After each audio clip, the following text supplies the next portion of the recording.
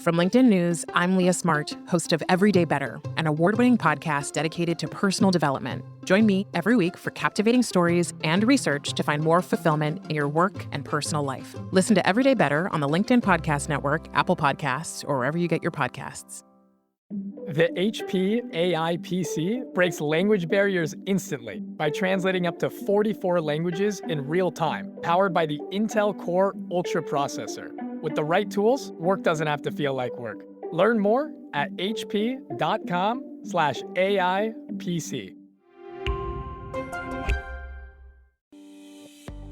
Hey everyone, now that we're part of the LinkedIn Podcast Network, we're going to do more LinkedIn live events that will show up on the Negotiate Anything podcast. So what this means is that you have the opportunity to actually be part of some of these episodes. So if you haven't done it yet, make sure you follow me on LinkedIn so you can stay up to date on when these events are happening. And now, without further ado, let's jump into this LinkedIn Live.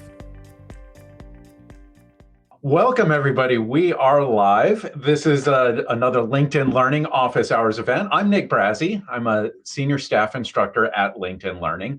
And this month, staff instructors in LinkedIn Learning are sharing information and hosting live events all about knowing yourself in the workplace. And for today's event, I'm going to be talking to Kwame Christensen. He's the CEO of the American Negotiation Institute. Hello, Kwame. Hey. And as the CEO of the American Negotiation Institute, you offer workshops, you do direct consultations with organizations that need help with management or conflict resolution. Am I saying that right? Is there anything you would add to that? Yeah, no, that's a pretty good synopsis. Negotiation, conflict resolution. And I think it's important to define negotiation too, because we define negotiation as anytime you're in a conversation and somebody in the conversation wants something. And so with that really broad definition, you realize you're negotiating all the time. So I think that's an important distinction because negotiation is everywhere. It's not exclusively about making a business deal. It's about fostering relationships. It's more than that. Exactly. Cool. And by my count, you've published 16 training courses on LinkedIn Learning, and they're all about leadership, conflict resolution, negotiation in the workplace, those themes that you cover at the American Negotiation Institute. So a lot of courses on LinkedIn Learning. What's your experience making courses on LinkedIn? It's been fun. It has been fun. Content creation is what we love to do at ANI. So we do our trainings, but we also have a podcast as well. And so it's really great to work with people who have expert level course curriculum and creation expertise, And so it really forces me to hone my focus a little bit more for specific topics. And it's a lot of fun working with the team. Yeah, I find that, if you focus on this particular type of communication or this particular type of teaching, then you have the opportunity to do a different type of teaching. It really sharpens those skills. It improves the way you think about those things. Absolutely. And what can you tell us about the podcast, Negotiate Anything? Yes. So Negotiate Anything, it is the top ranked negotiation podcast in the world, thanks to our help with being on the LinkedIn Podcast Network, of course. So we have over 700 episodes. And I think about it kind of like intellectual cross-training. So we like to have all sorts of different people on the podcast. So we might have teachers, relationship therapists, hostage negotiators, police interrogators, lawyers, doctors, anybody, because we're all having difficult conversations and we can learn from each other. So there's sometimes I learn a mediation technique that I can use in my negotiation and vice versa, those type of things. So I think my favorite part about it, Nick, is that every single episode, even though we're at over 700 now, I learn something new every single time. So that is my favorite part about it. Cool. And is that weekly podcast, monthly? What's your schedule? Or is we are daily. So 3 throwback episodes, 3 new episodes, and then 1 highlight reel where it's just snippets of our best episodes on a specific topic. That's an incredible amount of content. Thanks. There's a link to it on the screen, but of course, the link is a little awkward. But if you go to the Apple Podcast directory or whatever podcast directory you use, just search for Negotiate Anything and you'll find that podcast. And of course, as we go today, we can talk about, stuff you've covered from that podcast or any of your other LinkedIn Learning courses. But our main focus today is on your course, Leading and Motivating People with Different Personalities. And I've got a list of questions that I put together as I was watching the course. So I think we've got a lot to talk about. And if anybody is watching this event live, you can use the comments field on the LinkedIn Learning live event page. I'm going to be looking at the questions. I won't be able to get to all of them, but if anything looks interesting that we want to bring in, I'll bring those in. But let's just kind of get started by setting the stage. Hopefully some people have watched your course, but there's a lot of people in the live feed today who may not have watched your course. So maybe we can kind of set up the basic idea. And I think the idea is, every person is motivated by different things. Everybody has different personalities and different personality traits that define themselves. So as a team leader, you should be prepared to develop motivation strategies that encourage people with different personalities and different motivations. Once again, am I saying that right? You probably have a better way to summarize that. No, you summarized it well. And listeners, this is the benefit of listening to the course. See, Nick, you're already summarizing things really well. You see, you're a pro now. So that that is a solid summary.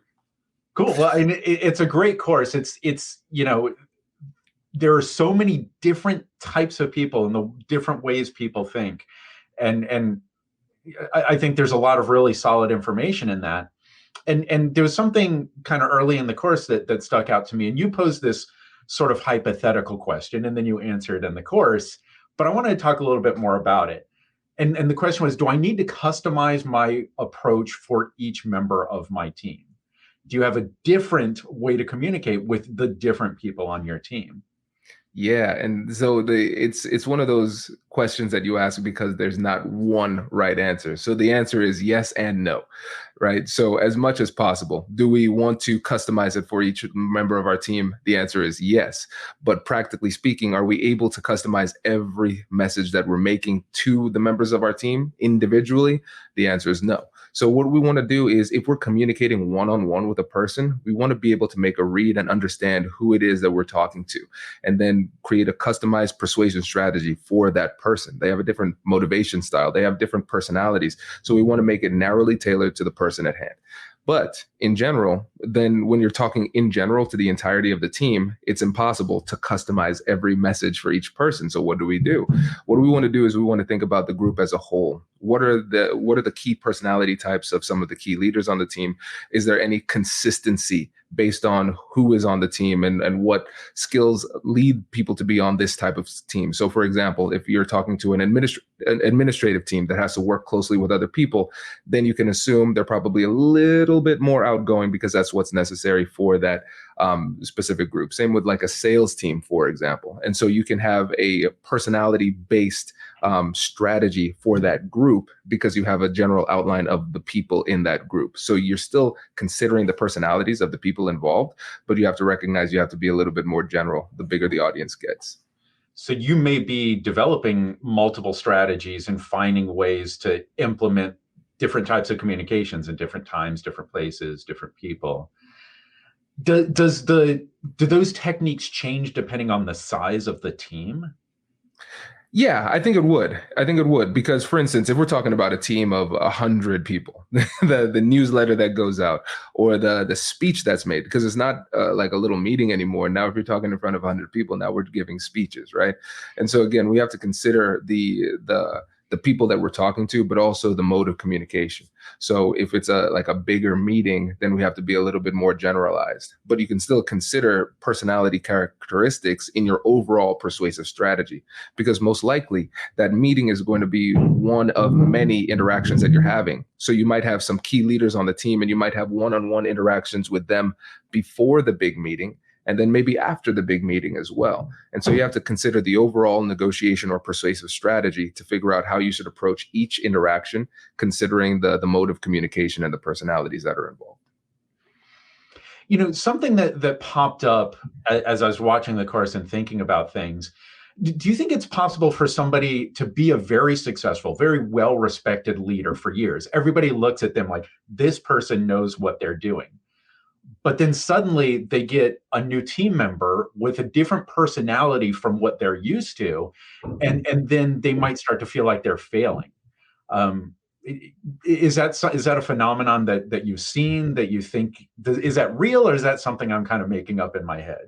Oh, no, it's definitely real. And it's really frustrating when it happens, because essentially what happens is we get into a groove. We have a pattern of communication, a pattern of behavior, and it's been working for us. And then if we are put into a new situation or we have a new team member, whatever it might be, now we try to use those same patterns because that's what's been working for us in the past. And now it's not working for this person, or now it's not working in this situation. And it can be frustrating.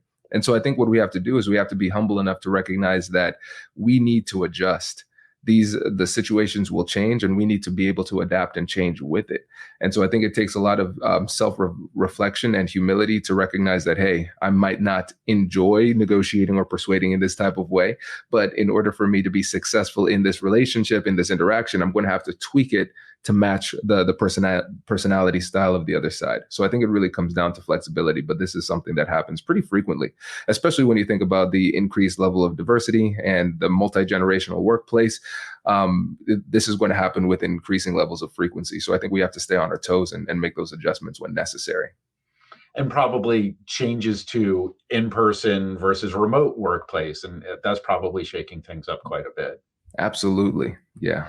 So you think that this is a reason why somebody might want to take a look at your courses and learn some stuff, even if they already feel like they're, really successful and really effective, they might get some techniques that they could use in the future? Yeah, I think almost especially if you already feel like you're effective, because the more confident you are in negotiating and persuading in a specific way, the more difficult it will be to make those adjustments. Because we have to remember something important about confidence. Confidence is compartmentalized. So I might be really confident and comfortable negotiating in a specific way with a specific type of person. But now we put another person in there. I don't have that same level of confidence with this kind of interaction. And so I think there is something to be said for, yes, if you're new at leadership and the psychology of personality is completely new to you, you want to be more persuasive. Of course, this course is really helpful for you. But even if you are somebody who is highly experienced and you are not experiencing any types of persuasive challenges or leadership challenges right now, just understand that works right now, but those circumstances can change. So you want to be well versed so you can adjust as necessary as time goes on. Excellent. Hello, my friends. Before we get back to today's episode, I want to ask you a question. Have you ever wondered how to elevate your team's negotiation game and how you can help the folks on your team have better, difficult conversations? At the American Negotiation Institute, we offer transformative keynotes and workshops tailored to empower professionals with top-tier negotiation and conflict resolution skills. Whether it's a keynote for your next event or hands-on training for your team, we've got you covered. Don't just negotiate. Master the art with the American Negotiation Institute. Click the link in the description to find out more. Elevate, negotiate, and succeed. Introducing the HP AI PC, your powerful AI assistant. Easily search through personal files, gain valuable insights, and make smarter, more informed business decisions. Unlock the future of work today with the HP AI PC, powered by the Intel Core Ultra processor. With the right tools, work doesn't have to feel like work. Learn more at hp.com/AI PC. So why don't we kind of set up, your course hinges on understanding 5 personality traits. And you had an acronym or an initialism to help you remember those 5 traits. And it's funny, I'm looking at my notes. Was it ocean? That's right. Exactly. Okay, I can't even find it in my notes, but I did remember it. So maybe you could give us a brief introduction to that. Of course, there's more information in the course, but let us know, what are the 5 personality traits we really need to be thinking about? Yes. So the 5 personality traits, and the acronym is OCEAN. We have number 1, openness to experience; 2, conscientiousness; 3, extroversion; 4, agreeableness; and then 5th, neuroticism, which is also known as emotional stability, because over time, socially speaking, calling somebody neurotic or saying neuroticism has been considered an insult in some situations. So we want to make sure that we're not stigmatizing it. It's emotional stability too. And I like this approach because it's flexible. It's easy. It's very broad. You don't need to take any kind of specific test in order to put your people in different boxes. And so I think it's really handy because of the practicality. All right, I can remember the 5 things. We have a handy acronym, and I can identify whether somebody is high or low in these different things without having to need a PhD to figure it out. So it's good for quick reads. And I did find that interesting in your course that there is not a test that you take to identify these personality traits, but more it's a technique, a way of a manager or a leader to observe and try to identify these traits. And what tips would you share on how to identify these traits among your team members? Yes, this is good. And just a quick note, there are tests out there, but this is one of those few types of personality analyses where you can make pretty solid reads without a test. That's why I like it. And so here's something to remember. Your assessments will become more accurate with time. So you need a larger sample size. So if I meet somebody one day and they're mean to me, I'll say, agreeableness, low in agreeableness. This is a disagreeable person. But then what if they, like a loved one died that day? You know, there's something that's having an impact on that specific interaction that's coloring the interaction. And so I made a bad read because I moved off of just a singular data point. And so your reads will get more accurate the more time you take to make those reads. And so I am hesitant to assess somebody like a specific personality trait or make any hypotheses on their personality if this is the first time I'm meeting them. If I've talked to other people and they've given me consistent stories about what this person is like, now I can feel a little bit more confident, even though I'm just having one interaction. But in general, we want to have multiple interactions because the more you get to know somebody, the more you understand their personality. The more you understand their personality, the more customized your persuasive approach will be. You know, that's interesting. And just a little behind the scenes here, I have a list of questions, specific things I wanted to remember to ask you. And there's one I have later, and I want to make sure I come back to it again. But also, it's very relevant to what you're talking about now, because as I'm watching your course, I'm thinking, there are times when somebody would find me very agreeable and times when people would find me very disagreeable. And I know that about myself. And you were kind of talking about get a solid sample size, get a range of interactions. And I wonder if there's anything else you would comment about somebody who's like, well, I think I'm disagreeable depending on the scenario or depending on the situation. And what are your thoughts on that? Yeah, for sure. You'll recognize that pretty consistently as well. And so with humans, it's funny, we are consistently inconsistent sometimes, right? And so let's just use you as an example here, Nick. So in certain circumstances, you'll be more agreeable. Certain circumstances, you'll be more disagreeable, right? And it depends on recognizing what are those circumstances. So again, there's going to be an asterisk in my mind with every time I make an assessment on what somebody is in terms of their personality, because I know it'll change. I know it'll change based on circumstance. I know it'll change based on like their mood, their temperament at the time, those type of things.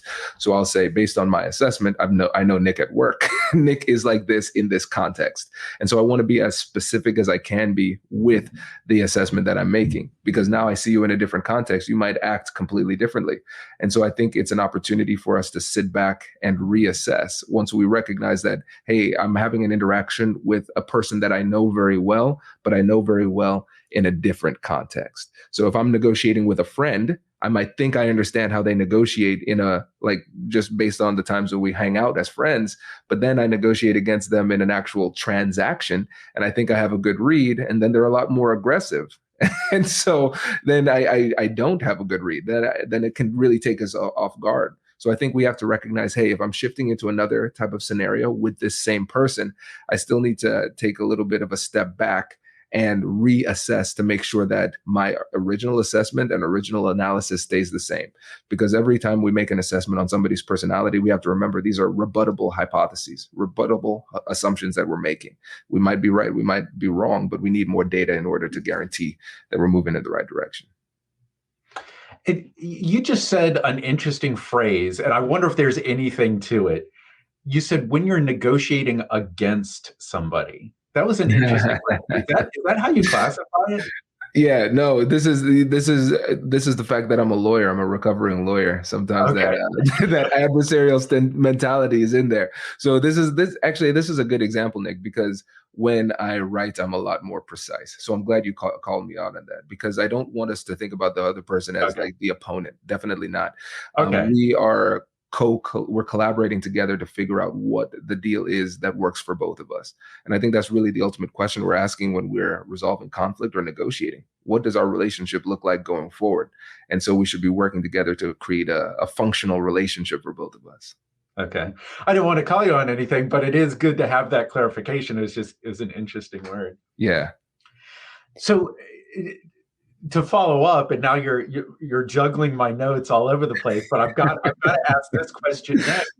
Is there a value for not the leader, but for individual team members to identify those traits for themselves? Can that help them as contributors in the organization? Yeah, absolutely. Just the more we know each other and the more we know ourselves, the better our relationships will be, the better our conversations will be, those type of things. And just taking a step back, one of the benefits of reading people in general is the fact that it helps you because you're not taking things personally.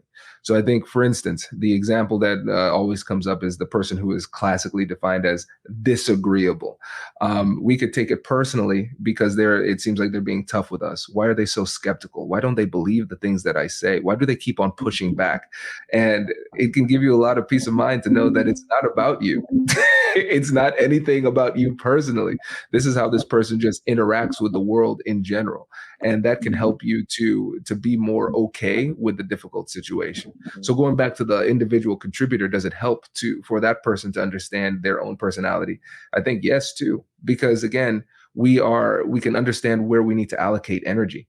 So for instance, if I recognize that I'm a very agreeable person, when I get to a more transactional part of an interaction, I understand that's going to be more difficult for me. And so it can help me to close that performance gap. So I can recognize that I might be feeling like I want to give in during this conversation, but I need to allocate a little bit more effort to assert myself in this situation. So I think the more we can understand ourselves during the process, the better off we're going to be in general when it comes to interacting with people.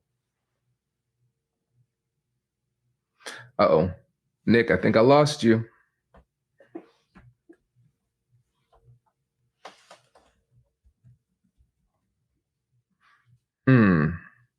Seems like Nick is gone. Very interesting. Okay, so I can see the computer. Oh, Nick crashed. Okay. Hey, can you all send me a comment? Just put in the comments. Do you still see me? Am I still live? Because what we can do is you all give me questions and I'll just answer your questions until Nick comes back. And I know there's about a 30-second lag on StreamYard. So let me give you a little bit of time. Let me know first, can you still hear me? And second, what questions do you have? So I'll give you all some time to let that populate. Okay, I see Stephen Rice. Now I'm seeing the responses. I'm still live. Cool. So give me questions. This is a new LinkedIn Live with Kwame Christian. So yes, give me questions. Let's see what questions you have. We'll just freestyle until Nick comes back. I'm cool with that. What are good reads on leadership other than your course? Well, great question. 2 books I'd recommend: Finding Confidence in Conflict and How to Have Difficult Conversations About Race. And yes, that is self-serving because those are my 2 books.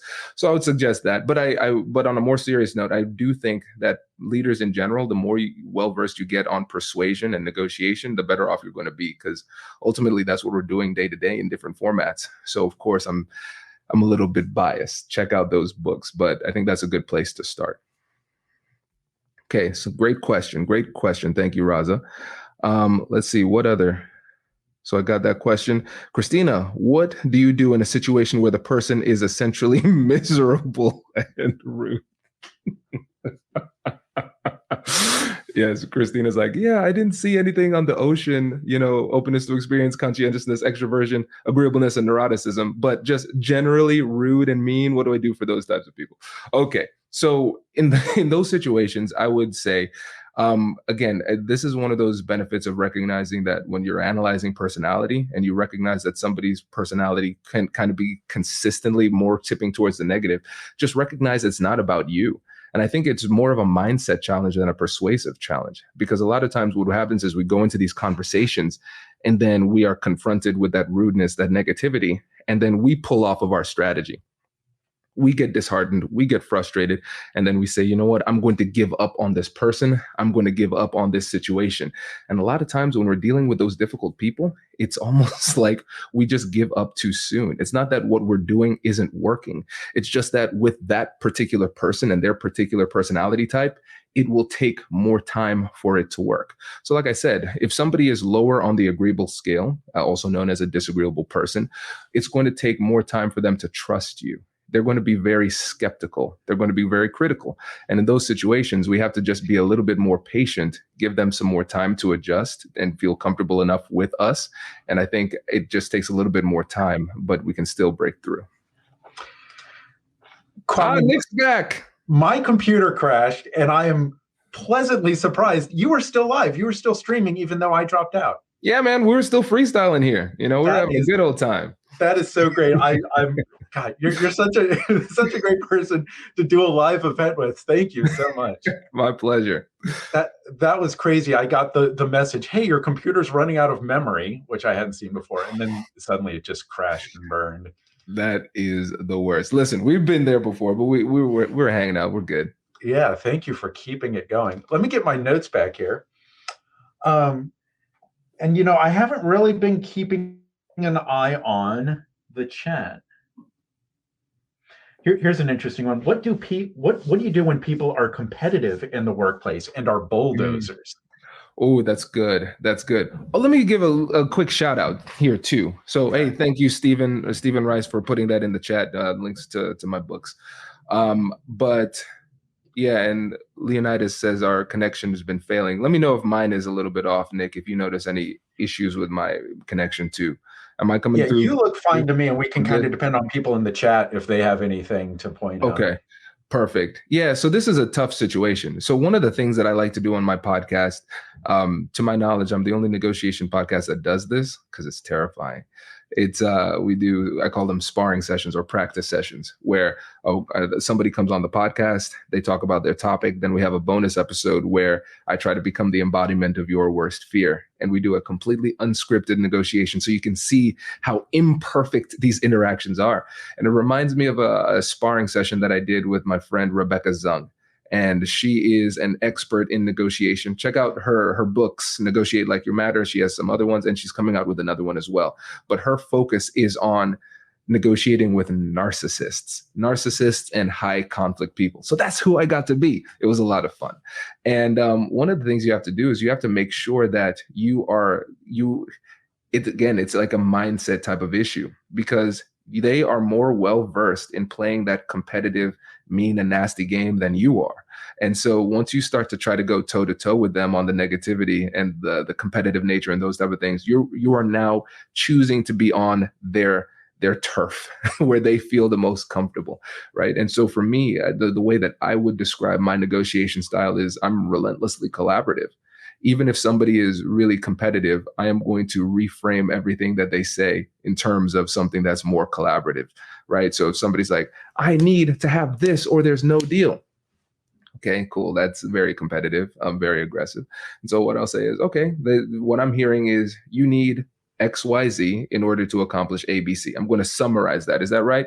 And then I'm going to wait for them to confirm it. I'll say, yeah, that makes sense. Considering your needs and interests, I can see why that's important to you. And I think there's a way that we can make that happen, but there are things that we need as well. So let's talk through about how we can work through this and make this happen.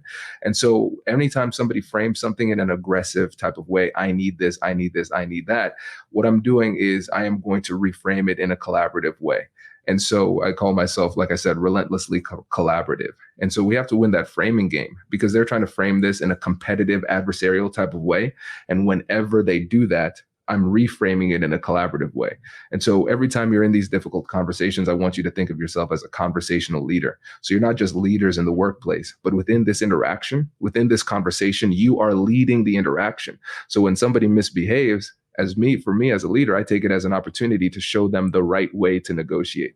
So the more aggressive they get, I pause the conversation, I show them how to be collaborative, and then I keep on going forward.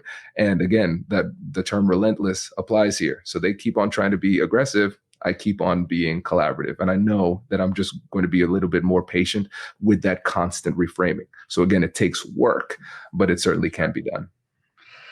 I want to punctuate something that you said there, because I actually went through a conflict resolution issue in a workplace one time. And there was something that came out of it that was, in my mind, life-changing. And it's something that you kind of mentioned a moment ago, is this exercise where you make sure before you respond, before you communicate what you need in response to somebody, you have to go through this exercise to make sure that you hear them and that they understand that you hear them. And the negotiator had to really hammer this on me, because the person would say what they want, and I would come back and I would retaliate's not the word. I would have my response to argue against them. And they said, no, you're not responding. You have to tell us what that person said. We have to understand. You have to know that you heard what they said before you're even allowed to respond. And it's life-changing from a negotiation, from a conflict resolution standpoint. Absolutely. Remember this. So you think about Newton's third law of I forget Newton's third law. Yeah. So every action has an equal and opposite reaction, right? So let's call this Kwame's law of persuasion. every point has an equal and opposite counterpoint. So a lot of times, like you said, Nick, remember that Freudian slip you had where you said, "Hey, I want to retaliate." That's exactly what it is, right? They make a point, we want to counter it, and it becomes a game of conversational tennis. Point, counterpoint, but nobody's advancing because we're starting to become more entrenched in our positions. But when we think about this in terms of a competition, I think about it more in terms of like a listening conversation where the other person is the scorekeeper, right? So it's not just enough for me to listen. I need to prove to them that I have listened. I need them to say, yeah, Kwame, you did listen correctly. You did understand that the right way. And so once I recognize that there's a two-pronged approach to listening, not just the act of actually listening and absorbing the information and retaining it in a meaningful way.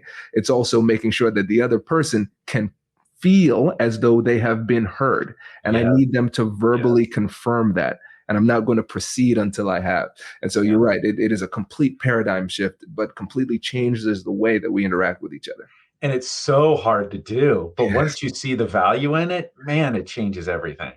Absolutely. And Nick, to that point of difficulty, I've realized something. I want to approach listening very, very differently after realizing this, because anytime you talk to a communication expert, a negotiation expert, they'll tell you to listen, right? You need to become a better listener. Okay, got it. Okay, I'm going to do that too. But here's the thing that people don't realize, they don't talk about enough. So I really want to hammer this home. Listening is really hard to do.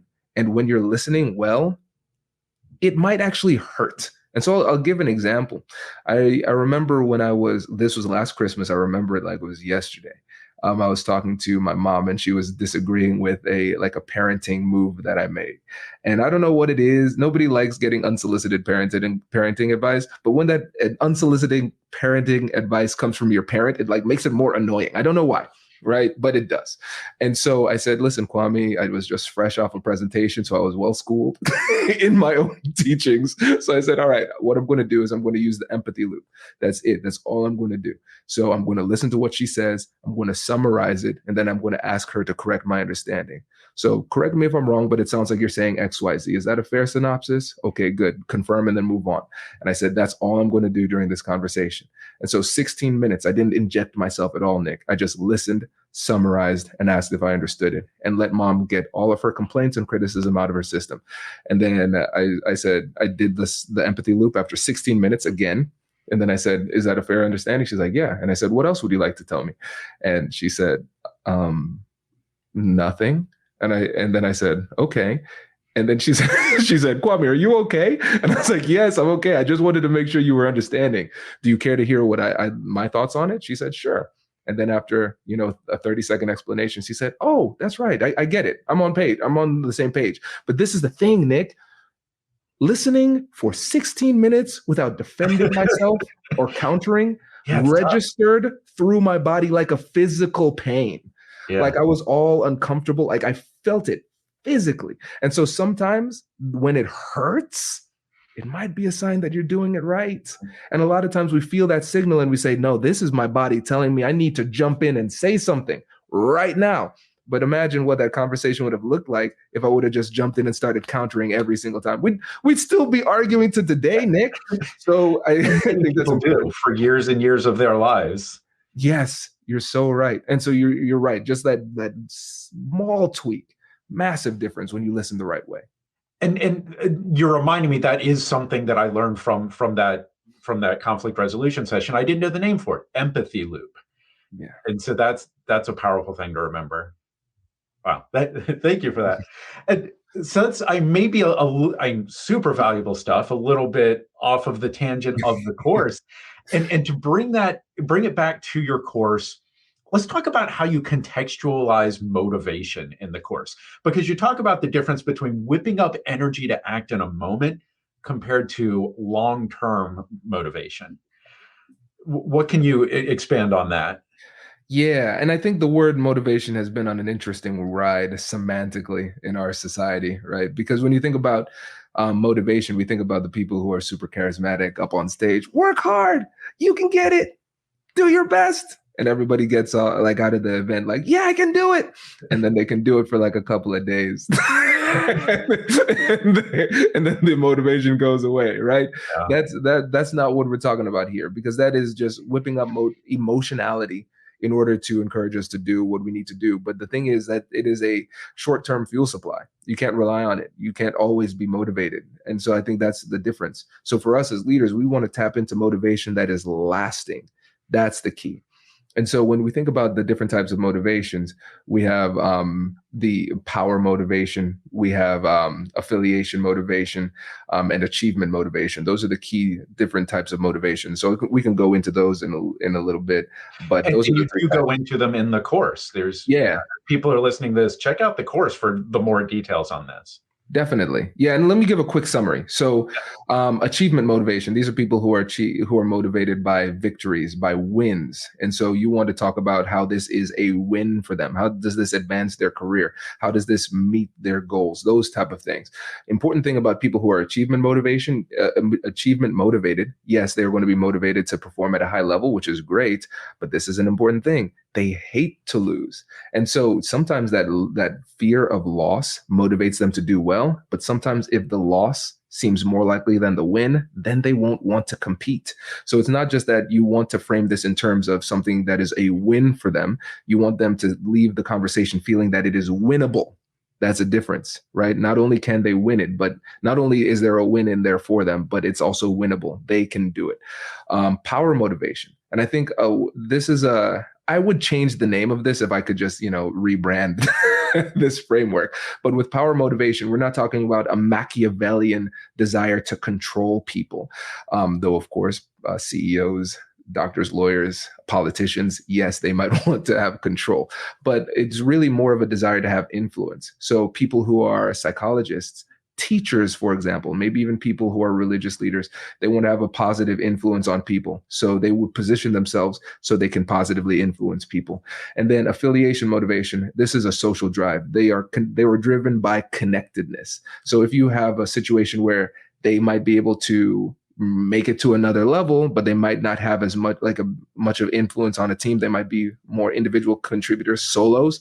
That's not going to be very motivating to somebody who is motivated by affiliation, because they need to see how they're going to be interconnected with other people too.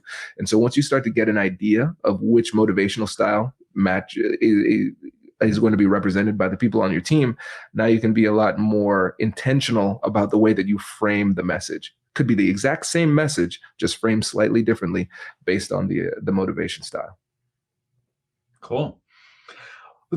Let's switch focus a little bit to some of the specific personality traits. Yeah. And there was a question from one of the viewers: do we change our personalities through our lifetime?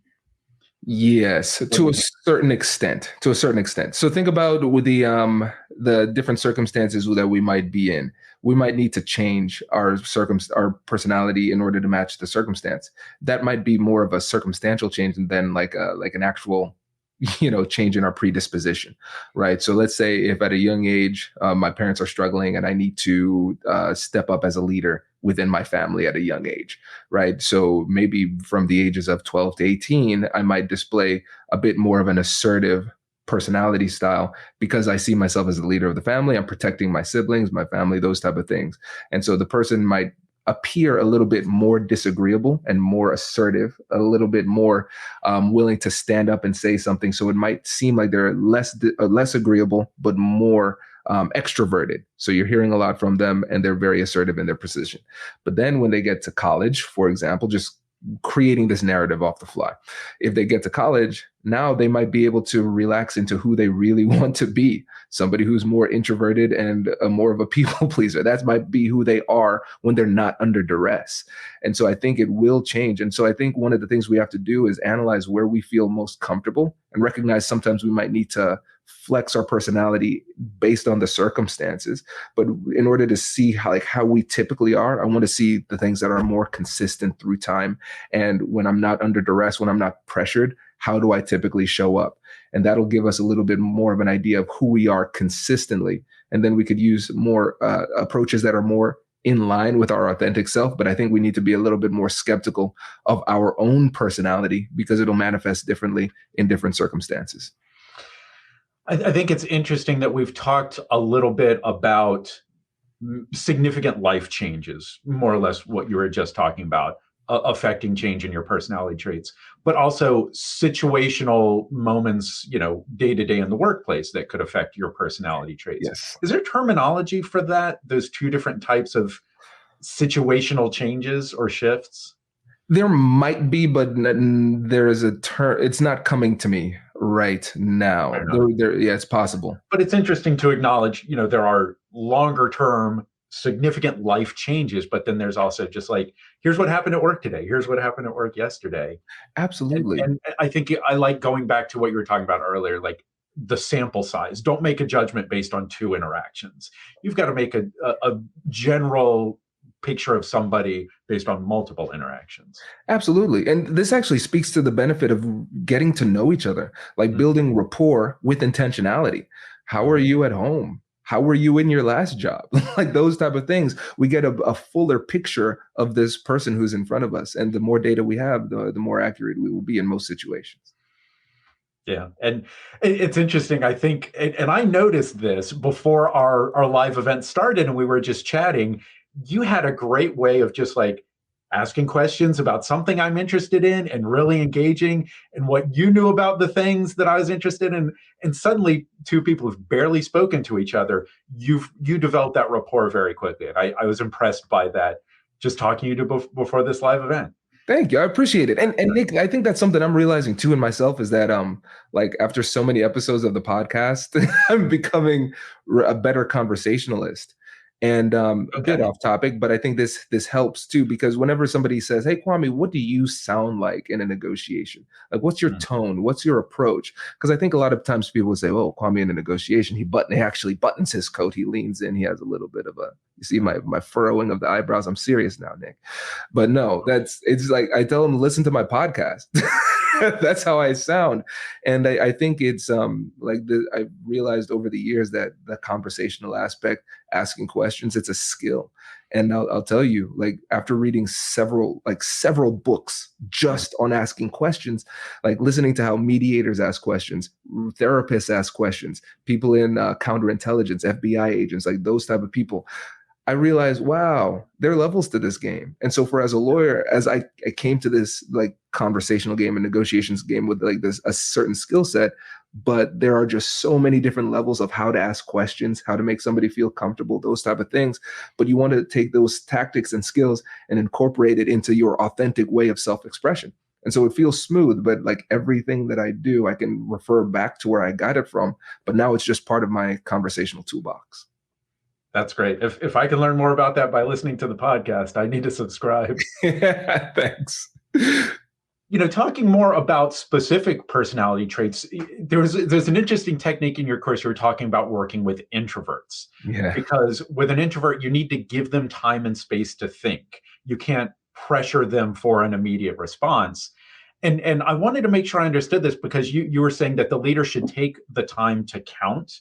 Yes. To give that person time and space to think. Do you mean literally like I should sit there and go 1, 2, 3, like literally count in my head? Yes. To give that person space to formulate their thoughts and their response? 100%. I turned it into a meditation, because I think I would tip a little bit more to the extroverted side.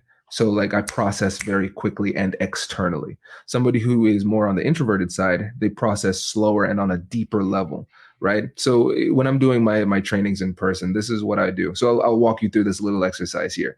And so I don't need an answer. And if you actually know the answer, Nick, it doesn't make it fun. Okay. I need you to not know. Okay. So what year did Abraham Lincoln die? I really don't know. Mid 1800s. Good. Okay. So mid 1800s. So people who are watching, you can go back on the tape. So watch. So Nick's eyes looked up to his right and then his left first, and then gave his answer, meaning that you went back in time. You looked at some reference point in your mind's eye to come up with the answer of the mid 1800s, right? And I think it's like 1864. People, you can, fact check me on that. But usually what people do is they say, okay, 1776, that's when we became a country. All right. Then we had, he was 16th president. So that puts us in the 1800s. And there's a civil war that was around this time, right? So what you're doing is you're bouncing back different reference points. So the reason why we let people think in silence is because they're working, they're coming up with an answer, and they're coming up with an answer using different reference points in their minds. And so if somebody is a deeper level processor, they're going to like really deep into their mind to find that right answer. So if I jump in and interrupt the person, they haven't completed the thought yet. And sometimes when I'm being persuasive, sometimes they're questions that I want them to answer and I want to get the information. Sometimes I'm asking a question just to get their mind to go somewhere where it hasn't gone before. Even if they don't provide me with the answer, I want them to go there. And so with the introvert, I need to make sure that I give my time, my questions and my statements time to marinate, because that's an important part of the persuasive process. So usually I can, in a situation, just a general conversation, talking to an introvert, 5 to 10 seconds, just 5 to 10 seconds, give them space to talk. The longest I've ever waited in a mediation was about 84 seconds. And the longest I've waited like in an interpersonal conversation was 120. And Nick, oh my gosh, horrible, felt horrible. And the thing that kept me going, I said to myself, man, once I survive this awkward silence, it will make a great story one of these days. So hold on for the lesson. But and you're probably going to get a very good, thought out, effective answer. Yes. You're not speeding along the conversation. You actually want a thought out answer. Exactly. So exactly. And it's interesting as you're describing that, because the looking up as I'm thinking about something. And what's interesting to me about that is there is nothing to the physiological process of coming up with an answer that is assisted by me looking up like that. But it is a mannerism that I think I've unconsciously developed that communicates to people that I'm thinking about it.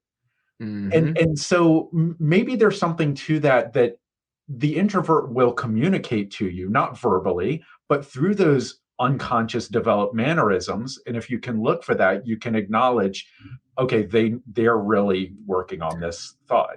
Yes, exactly. Yeah. Now we're getting into reading body language, because you're absolutely right. Yeah, because this There's is a whole big. science for that. There's a whole science, right? And so the things that I would look for, and again, it's easier with when you're in person, right? But if somebody's actually thinking, you will actually see like constriction of the pupils, right? There's a focus. Okay. You can actually tell when somebody stops processing if you know what to look for, right? So for you, there was a quick look up here, and then like a bit of the squinting of the eyes, right? I'm getting a read on how you look when you think. And so if I ask you a question and then you answer very quickly and I don't see any of that, I'm like, that was interesting. Shallow processing, if anything, that's a signal for my future curiosity. I'm like, for some reason, Nick did not go deep for that one. Very intriguing. Is he protecting himself? Now I want to know more about that specific thing. So now we're seeing how not only understanding the personality style is important, but understanding the tells that you're getting from somebody's body language, that's also important too. And understanding when somebody is thinking versus when they're not, that's critical. And I like how you didn't say you make a judgment in that moment. You file it away as useful information to help you develop a picture of that person. Exactly. I think this is where one of the many examples where overconfidence can get in the way, because a lot of times what people will do is they'll read the body language, but read the wrong thing. Because when you're reading body language, you have to recognize that there's a limit on what we can get. Like, it doesn't tell me anything specifically. I don't know if you're lying or telling the truth. I can't tell that from body language, but I can tell whether you are thinking, and I can tell whether you are feeling comfortable with the topic or feeling uncomfortable with the topic. Those are really the only things, right? And so it's giving me signals to guide my curiosity, but it's not giving me clear answers. And I think being humble enough to recognize the limits to our ability to make reads helps us to make more accurate reads, because we're not going way too far with what it is that the conclusions that we're coming to. It's that broader sample size that Exactly. you're talking about. And another thing that I really liked in your course is when you talked about certain personality traits that you would clearly identify as negative personality traits. But you were clear that there are things that somebody might think as negative, but there are actually different ways to look at them. Do you want to talk about, and I think the agreeable, disagreeable personality trait is easy to box into positive or negative. Yeah. But I think there's more to it than that. Absolutely. I think about it like chess. I'm a chess nerd. I've, if anybody's a fan of chess.com, I've logged over 20,000 games of chess.com. So I'm always thinking through chess principles. And so there's not a piece on the board that's either good or bad. It's just about the right position. If I put the queen out in the early parts of the game, the queen's going to get destroyed. Now I'm down a queen. That's a problem. It's not that the queen is a bad piece. It's that I put the queen in a bad position. So let's talk about the people who are more on the disagreeable side. We've talked about them a lot. And so they always are the ire of a lot of people when it comes to the difficult conversations we have. But what do you do with the difficult person on your team? They are very, very valuable. So think about playing devil's advocate in a meeting. We're trying to build up different ideas, things like that. That's the person that I want to bring in to critique the ideas. What blind spots do we have? What vulnerabilities do we have? That's really important. If I'm thinking about a team negotiation, a lot of times when you're having a big negotiation, it's not just one negotiator, it's multiple negotiators. So let's think about it in the terms of like a procurement team. So the people who buy all of the things within big organizations. So they're the chief negotiator, the procurement professional, but then they have their internal stakeholder. Let's say it's a medical situation. So they have a surgeon. They know what tools they need to use. That's the internal person who is the subject matter expert. You might need to have somebody else who knows the numbers really well, right? So it's like 3 different people at the negotiating table. So you might want to sequence things like this. You have the person who has really an open and bubbly personality, open the negotiation, really focus on the collaborative nature, build rapport, and then you have that person asking questions because the person feels safe giving information to that person. As we go down the line of the negotiation, we might get to the point where it's a little bit more transactional. That's when we're talking about numbers, who gets what and how much, those type of things. Now that disagreeable person is very, very helpful because they love saying no. So you don't want the agreeable people pleaser to be in that position where they have to say no and set up a boundary. That's when you get the more disagreeable person to be a little bit more skeptical, to set up that boundary and protect our interests. So you have to understand how to position the pieces on your team in the right place to make sure you're getting the most out of them. I love that. I didn't think about that. The idea of building a team, like finding, okay, I need these characteristics and these characteristics. And if you know your team well and you know their personality traits, you can build the team that you need for a situation. Exactly. That's very cool. We're into the last 10 minutes of our hour, so we should start working towards wrapping up. But maybe we should hit a few of these viewer questions that I've been neglecting. Somebody was asking whether the events are recorded, and they absolutely are. You can watch any of our live events after they've been streamed live. It's the same link that you use to get to the live stream. You can share that with your friends, your coworkers, or just watch this event later. Somebody had a question about how you deal when people are upset when you correct their work. I wonder if you have some thoughts on that. Yes, they perceive it as a personal attack. This is great. Cool. Nick, you want to do a freestyle? You want to have some fun here? Okay, we're going to do another exercise? Yeah, let's do it. So let's say I'm criticizing, I'm a boss, I'm coming in and criticizing your work, right? So let's run through this type of situation. So how do we start a difficult conversation? I like to use this really simple format: situation, impact, invitation. So what's the situation? We describe this just using what I call naked facts, just describing the situation without any interpretation, any opinion or judgment, that type of thing. impact. What is the impact that it had on me? I want to personalize it as much as possible. Then invitation to have the conversation. So this is a nice way to ease into the conversation. So we'll start the conversation with you, Nick. So Nick, hey, I saw your last report. I appreciate you getting that to me on time. There were a couple of things that I wanted to address within the report. And I think if we were to make those changes, it'll make life a little bit easier for some of the other people on the team, including myself. I was wondering if you'd be interested in having a conversation to talk through some of those things. I put a lot of work into that. I think I got what we needed in that report. Yeah. And I understand you did put a lot of work into it, and I can tell, and I appreciate that. And for me, my goal in this is to see how we can work together to make that even better, because the work ethic and everything that you're putting into that, just supreme, right? You're in a good position there. And I think if we were to collaborate a little bit and talk about it, we could find a way to make it even better. What do you think? Okay. So what are you thinking? Okay. So in this situation, now I'm trying to make up a mistake in this report. Right? Right. So here's what I want to, Christina, to your point, right? The hardest point is going to be the entry, because there's going to be some skepticism. Mm-hmm. And so what I want to do is I don't want to counter anything that Nick's saying. I'm going to recognize it's an emotional issue, right? So first, it was clear that he wanted to be acknowledged for that work. He put effort into it, and he wants to be seen for that. And so a mistake that we could make is say, hey, Nick, this isn't about effort. This is just about getting it right, right? Oh, no, now he feels invalidated. And so that's going to ramp up the level of emotionality. So first step I want to do is I want to win the framing game. I want to frame this collaboratively. So I'm pausing the conversation every time Nick seems to be framing it in terms of, hey, I did this work. Cool. You're right. You did do it. Right. I want to make sure that I'm continuously staying on message, making it collaborative, and addressing the emotions first before I get into substance. And so something that I didn't talk about, Christina, but I always talk about, it's in all of my books and all of the courses at some point, the compassionate curiosity framework. Acknowledge and validate emotions, get curious with compassion, joint problem solving. And so we saw an element of that with the acknowledgement and validation of the emotions that he showed, and then transitioning with getting curious with compassion to lead him more into the conversation. So I hope that is helpful, Christina. Let me know in the comments. Great. I think we might have time for one more, and sorry for everybody who had questions that we didn't get to. I thought this one looked fairly interesting. Somebody who suffers anxiety due to PTSD has trouble with conflict in the workplace. So how do they navigate that?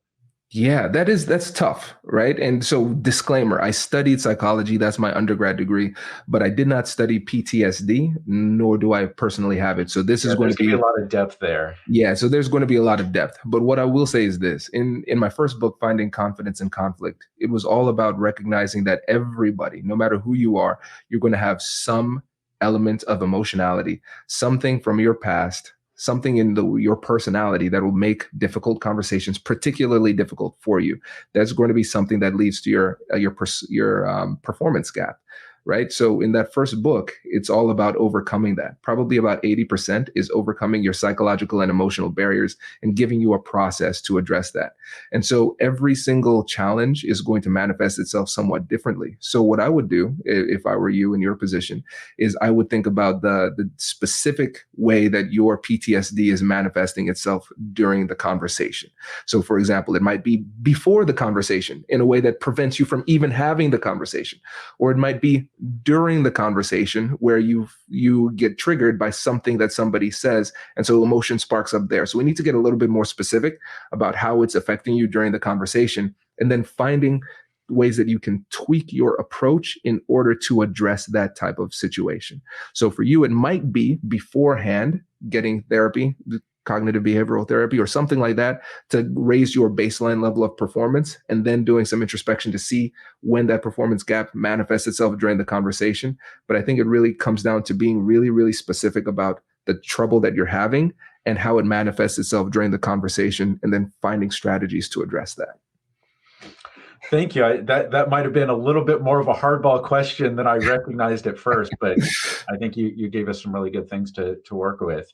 Thank you. And I didn't have a link to your books, but what's the title of the book again, and where can we find it? Yes. The first book is Finding Confidence in Conflict, all about addressing our own emotional and psychological barriers for the conversation, because it doesn't make sense to give recipes to people who are afraid to get in the kitchen. So if we can't address our own unique performance gap, it doesn't matter what tools and techniques you have, because you're not going to use it when it's time to use it. The second book just came out in September, called How to Have Difficult Conversations About Race. I named it that because, Nick, I'm not creative. I don't know what's the book called? What's it about? How to Have Difficult Conversations About Race. There you go. That's the title.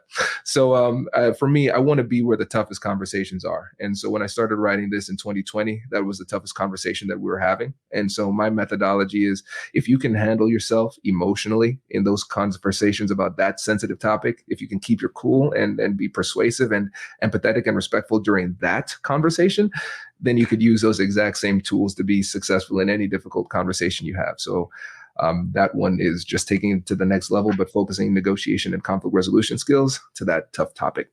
And you also have one or two of your LinkedIn Learning courses are about that topic as well. So somebody wants to get some of that information in a video training course form. Yeah. There's more depth in the book.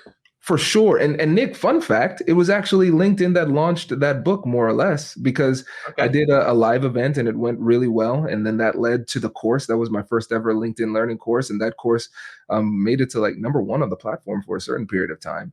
And so I said, man, people like this. All right. I guess that's my next book. And there we go. But the questions and comments from people from that course is over 200,000 or so who have gone through that course at this point. And that gave a lot of intel for the book. Excellent. Okay, well, we should probably wrap up here, and I'm very interested to go back and watch the recording. I wonder, is the stream better when I fell out and you were handling it by yourself, or did I actually bring some value to this? Listen, hey, everybody, give Nick some love in the comments. No, I want you here, man. You did a great job. It's a little stressful, but I'm so glad that you kept the stream going.